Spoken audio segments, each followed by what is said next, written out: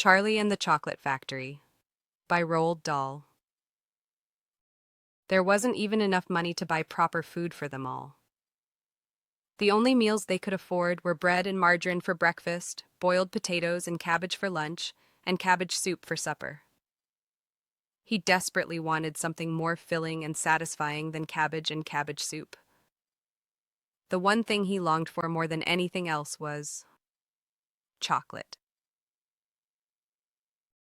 Mr. Willy Wonka can make marshmallows that taste of violets, and rich caramels that change color every 10 seconds as you suck them, and little feathery sweets that melt away deliciously the moment you put them between your lips. Not so very long ago, there used to be thousands of people working in Mr. Willy Wonka's factory. Then one day, all of a sudden, Mr. Wonka had to ask every single one of them to leave, to go home, never to come back.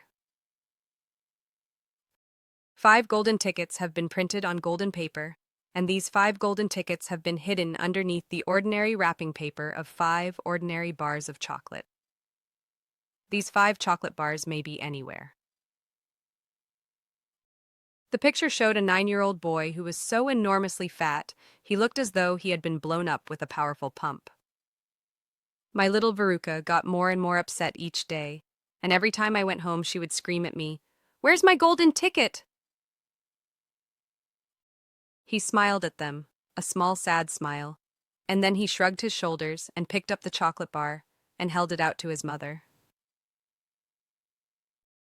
I'm a gum chewer normally, but when I heard about these ticket things of Mr. Wonka's, I gave up gum and started on chocolate bars in the hope of striking lucky. "Can't you fools see I'm watching television?" he said angrily. "I wish you wouldn't interrupt.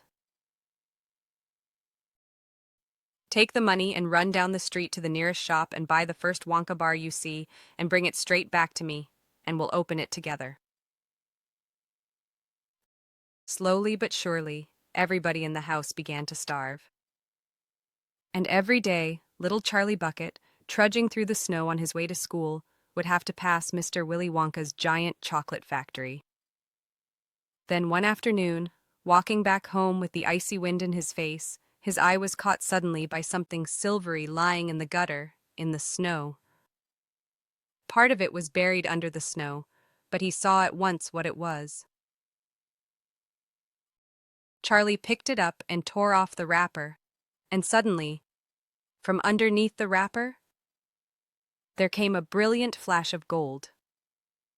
He was standing very still, holding it tightly with both hands while the crowd pushed and shouted all around him. He could hear his heart thumping away loudly somewhere in his throat.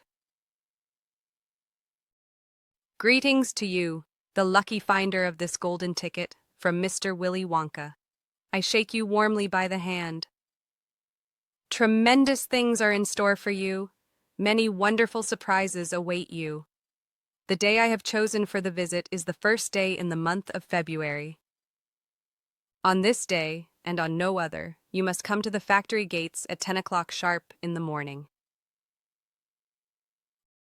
The excitement was tremendous. It was just before 10 o'clock. The crowds were pushing and shouting, and policemen with arms linked were trying to hold them back from the gates.